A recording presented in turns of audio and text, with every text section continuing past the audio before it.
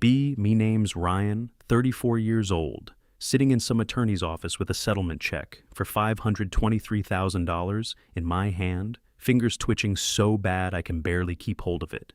Still doesn't feel real. Half a year earlier, I was out of work, miserable, and staring at the ceiling every night, wondering if my career was dead for good, basically radioactive in my field, because one woman decided I needed to be made into a lesson. Now I'm the one holding a check big enough to change my life, and she's the one getting ignored by every employer in town. Life has a sick sense of humor like that. But I'm jumping way ahead, need to go back to where it actually started. About 2 years earlier, I worked as a claims examiner for a mid-size insurance company called Great Plains. Assurance had been there just over 5 years. Solid job, decent salary, predictable ladder to climb company. Had maybe 280 employees spread across 4 branch offices. I worked out of the main office in Kansas City. In the claims unit, our department had around 35 people in it. Pretty even mix of men and women. The work itself was nothing exciting. People submitted claims. I reviewed them, investigated what happened, and decided what got paid. Fender benders, storm damage, injury claims, that kind of thing. Not exactly glamorous, but I knew what I was doing. Always ranked near the top for speed and accuracy. Annual reviews were consistently strong. My manager, Greg, loved to talk about my work ethic, kept saying I was lined up for lead examiner by the following year. For a while, everything felt stable. Career looked good, life felt normal. Then one random afternoon, the whole thing got blown up. Company announces a new HR director. Her name was Denise, 48 years old, came over from some consulting group out of Minneapolis. First email she sent to the whole company was all about reshaping workplace culture, full of corporate buzzword, soup, equity, belonging, amplifying unheard voices. All that stuff, I barely paid attention. HR, people are always rolling out new slogans and programs. Usually has nothing to do with the actual job. First month, Denise was mostly a ghost, meeting with executives reviewing policies, walking through departments, once in a while with a notepad in her hand. She stopped at my cubicle one time and asked how long I'd been with the company. I told her 5 years, she nodded, wrote something down, and moved on without another word. Weird little interaction, didn't think much of it. Second month, Denise rolls out her first major change, new reporting system called Open Door. Employees could file anonymous complaints about anything in the workplace: harassment, bias, discrimination, microaggressions, anything that made them feel unsafe or excluded. You didn't have to put your name on it. HR promised every submission would be reviewed and investigated on paper. It sounded fine. Obviously, nobody wants actual harassment going unchecked. But anonymous complaints gave me a bad feeling right away. No chance to face whoever accused you. No way to know who suddenly had an issue with you. Just invisible allegations floating around until HR decided they were true enough to matter. I mentioned that to Greg one day. He just shrugged, said it was coming from upper management, and there was no point fighting it. Told me to keep my head down and do my job. Said I had nothing to worry about. Yeah, that line aged great. About 3 weeks after Open Door went live, I get an email from Denise. Subject line says, confidential meeting, request message. Just says, please come to my office at 1:30 this afternoon. That's it. No explanation, no context. My stomach immediately drops. I knew I hadn't done anything wrong. Still felt like the kind of email nobody ever wants to get. Spent the whole morning pretending to work while checking the time. Every 5 minutes, couldn't focus on a single claim, just sat there with this slow dread building in my chest. 1:30 finally hits. I walk over to Denise's office. She's behind her desk with a file folder laid out in front of her. Another woman is in the room too. She introduces herself as Melissa from corporate counsel. The second legal gets involved. You know, it's not casual. Denise tells me to sit down. Then she says, Ryan, we've received a complaint concerning you through Open Door. My heart starts hammering. I ask what kind of complaint. She opens the folder and starts reading from. It says a female coworker reported that I made her uncomfortable by commenting on her appearance in the break room. I'm just sitting there confused as hell, trying to figure out what she's even talking about. I ask when this supposedly happened. Denise says roughly 2 weeks ago. So now I'm digging through my memory for every break room conversation I'd had lately. Then it clicks. 2 weeks earlier, I was pouring coffee, Coworker named Lauren was in there too. We made small talk for a couple seconds. She said she'd gotten her hair done over the weekend. I said, "Oh, nice, it looks good." That was literally the entire exchange. 3 seconds, maybe 4, just normal, polite office chatter about a haircut. I explain exactly that Denise doesn't react at all, just keeps that same flat HR face. Then she says, "The complaint alleges that I commented on a female employee's physical appearance in a way that made her feel objectified and uncomfortable." I tell her I said her haircut looked good. That's basic politeness. Denise says intent is not the key issue. Impact is if the employee felt uncomfortable, that is what matters. I ask if I can at least know who filed it. Denise says no. Open door reports are anonymous to protect the reporting party. I say so. I can't even know whether this actually came from Lauren or from some random person who overheard half a sentence and decided to invent a problem. Denise says the identity of the reporter is not relevant. The behavior is what matters. Now I'm getting irritated. I ask what behavior. Saying someone's haircut looks nice is a problem. Now Melissa from legal finally jumps in, says, "Ryan, we are not accusing you of anything unlawful. We are saying an employee reported feeling uncomfortable. Our responsibility is to document the concern and provide corrective guidance." I ask what exactly corrective guidance means. Denise slides a document across the desk toward me. It's a formal written warning. Reason listed is creating an uncomfortable work environment through appearance-related comments. I just stare at the page like my brain stopped working, seriously giving me a formal warning over saying, "Nice haircut." Denise sits there calm as ever and says they're documenting the incident under company policy, says it will be placed in my personnel file, says any future issues will lead to increased disciplinary action. I tell her I'm not signing, that say this is completely insane and I didn't do anything wrong. She gives me the HR robot line, says signing only confirms I received it. Not that I agree with it. I still tell her no. She says that's my choice. But the warning remains in effect, either way. I walk out of her office so angry I can feel my hands trembling, go straight to Greg's office and shut the door behind me. Tell him everything that just happened. He looks genuinely stunned, says he'll try to figure out what's going on, but he also has that look on his face like he's already scared to touch it. Like even being seen helping me could get him dragged into something. Next few days at work are miserable. Start feeling jumpy every time I have to speak to any woman in the office. What if saying morning is suddenly crossing a line? What if holding a door turns into some report about intimidation? I stop going to the break room unless it's empty. Eat lunch alone at my desk, keep every conversation limited to work and nothing else. Even then, I'm weighing every single word before it leaves my mouth. About a week later, another complaint hits.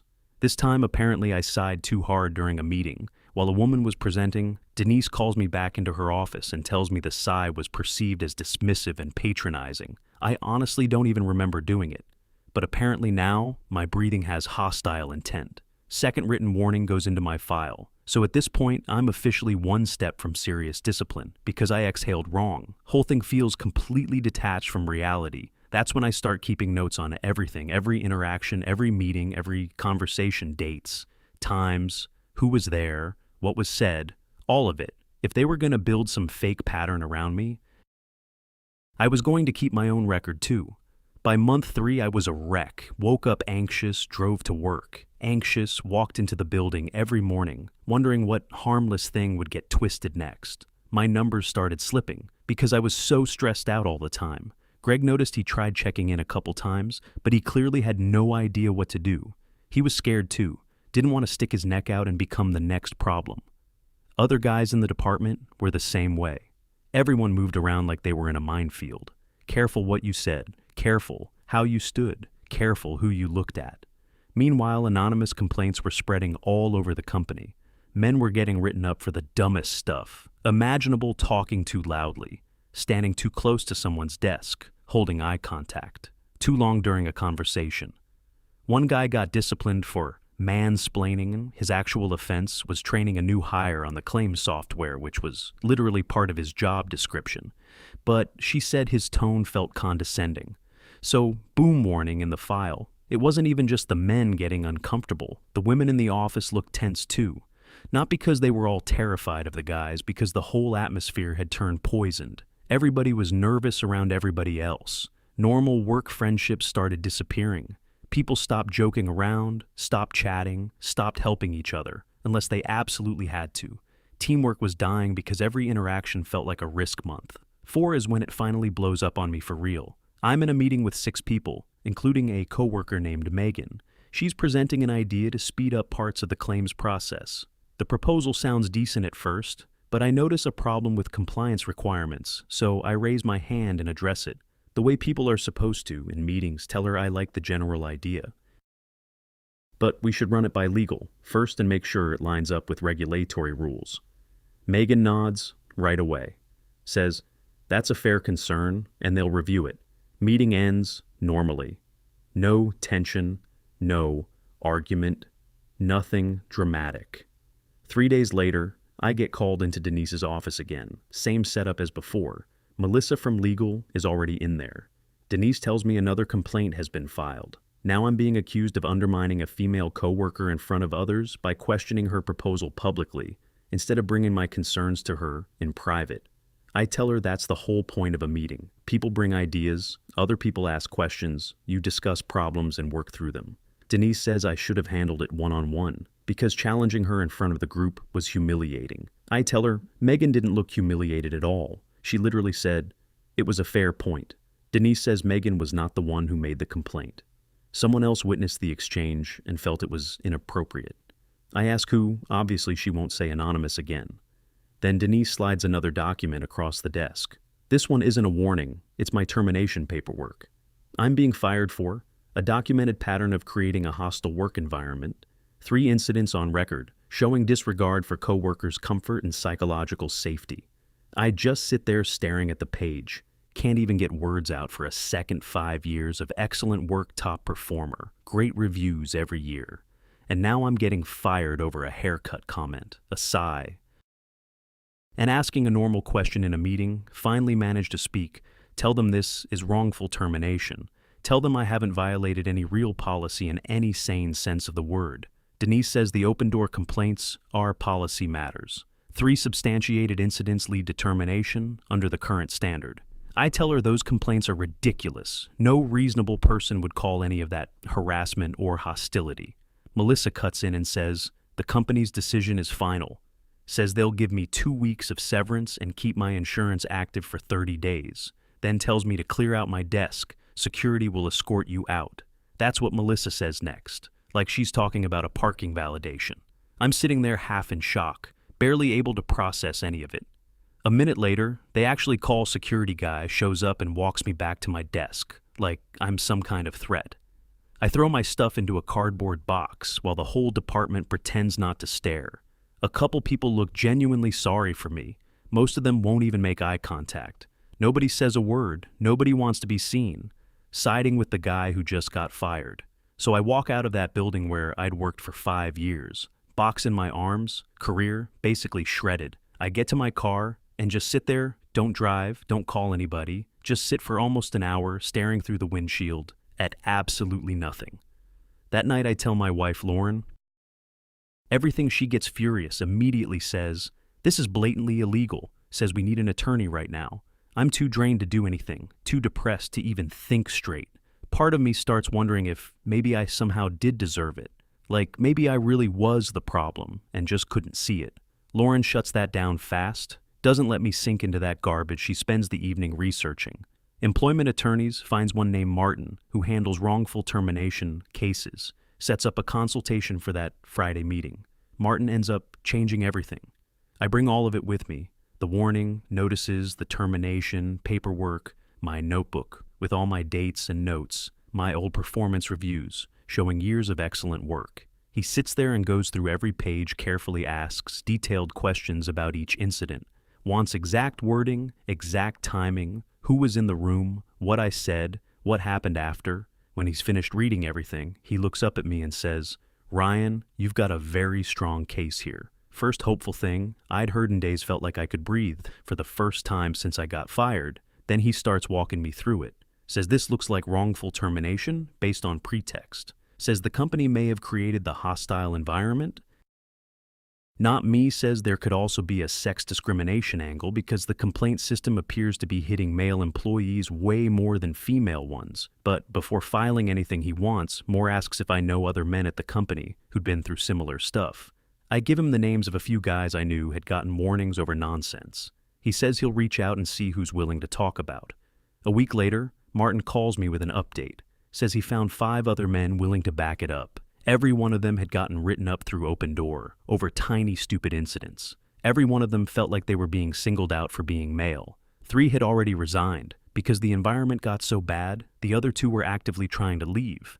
Then he tells me he got actual numbers through a legal records request. 6 months of Open Door complaints, 49, total 45, aimed at male employees, 4 aimed at female employees out of the 45 complaints against men. 39 ended in some kind of discipline out of the 4 complaints against women. None led to discipline at all, not one. The disparity was insane. Martin says the numbers are exactly the kind of thing a jury notices.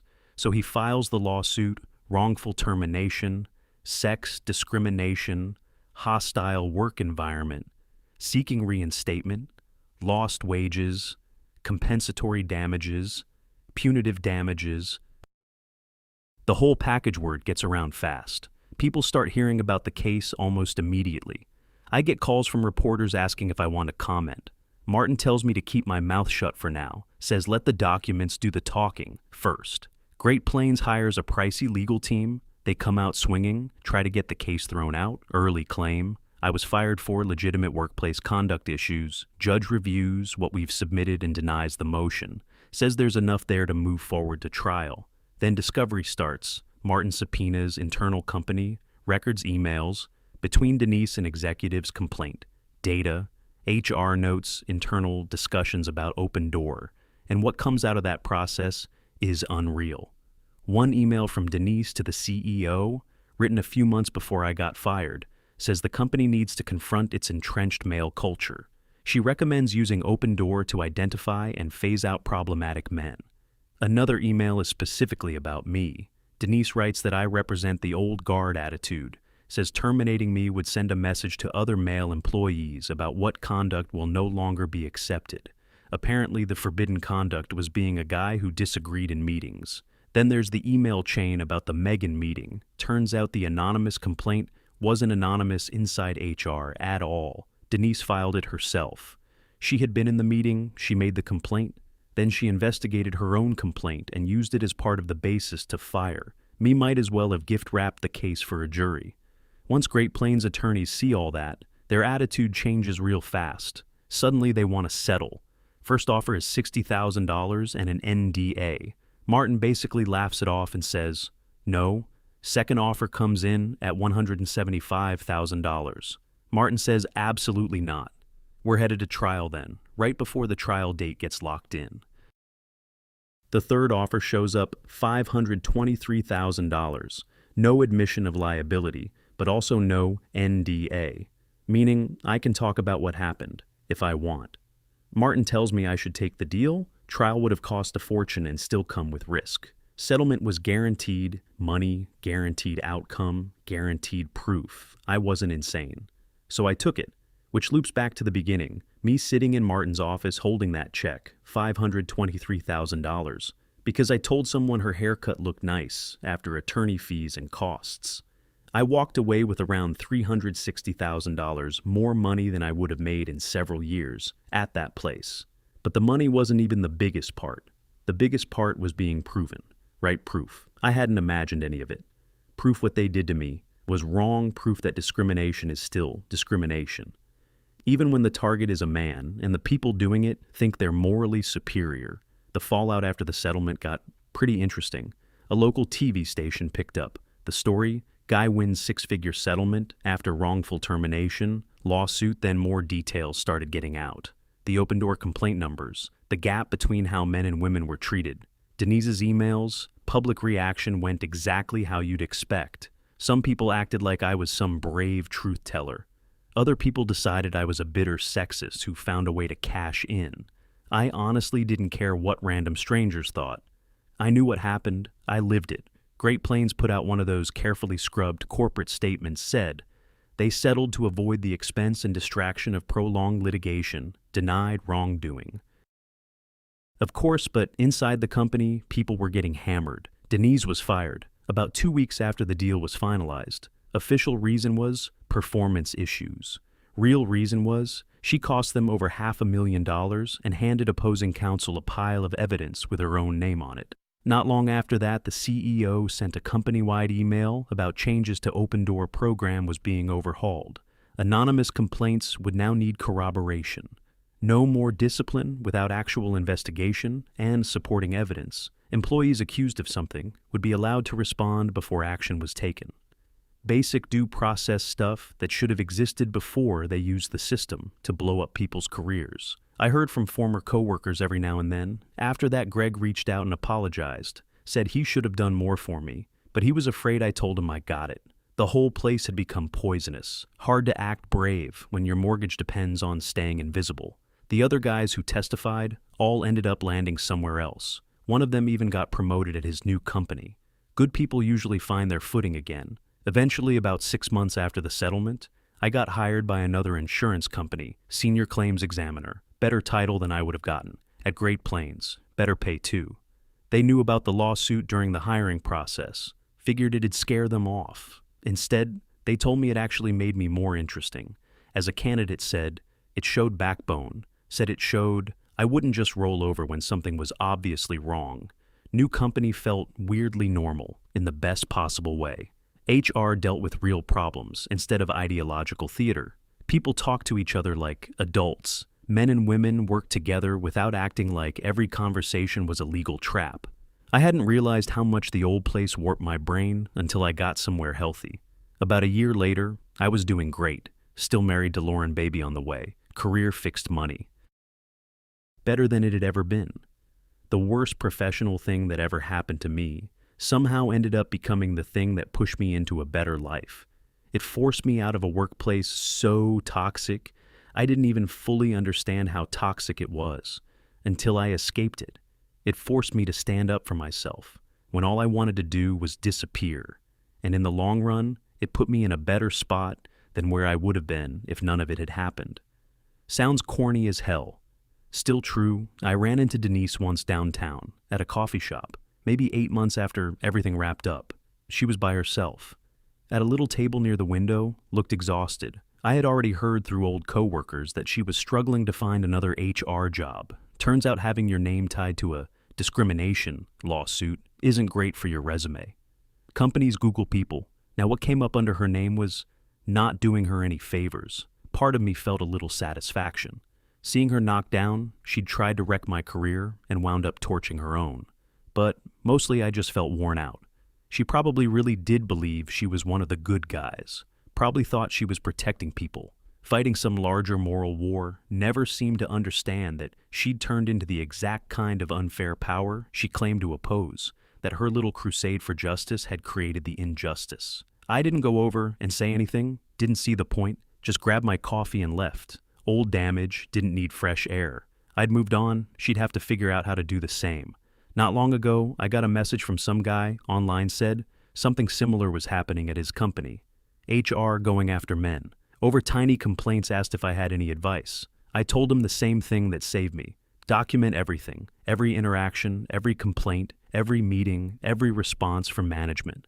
Keep copies at home. Don't trust your work. Laptop to protect your evidence. Find a solid employment lawyer early. Don't wait until you're already out the door. And never. Assume the company is going to be fair just because they say they value fairness, protect yourself, because nobody inside that machine is going to do it for you. Most important part, though, don't let them convince you you're defective just because they're building a process designed to brand you that way. When the system is set up to make guilt, the default, the system is the rot. He thanked me and said, talking to me made him feel less isolated. That actually meant a lot more than I expected. Honestly, that mattered almost as much as the money. Knowing maybe my mess could help somebody else, either avoid it or fight back properly if they couldn't. That was worth something. That's also the part Denise never understood. Real advocacy is about helping actual people in front of you, not demographics, not optics, not corporate buzzwords, not ideological scorekeeping, just Real human beings with real problems getting real support. Anyway, that's the story of how HR nuked my career over saying nice haircut, breathing wrong in a meeting, and raising a normal compliance question, 3 anonymous complaints in about half a year, all pushed through a system that was basically built to go after men, run by a woman who stopped seeing me as a person and started seeing me as some symbol she needed to crush. Didn't matter that I had a clean record. Didn't matter that I had a career and bills and a life. To her, I was just a category, something disposable. She thought she couldn't be touched, thought the company would shield her, thought guys like me would just take it and disappear, quietly. She was wrong. I fought back with records, evidence, and a lawyer who knew exactly what he was looking at. Her own emails did most of the damage in the end. I got $523,000, cleared my name, and rebuilt my career. She lost her job. And whatever credibility she thought she had, the same machine she used to punish other people, ended up crushing her. Instead, not karma, just consequences, discrimination, costs, money, costs, careers, costs, reputations. And history doesn't grade you on whether your intentions sounded noble in your own head. It judges what you actually did, and what she did was indefensible, no matter how righteous she thought she was.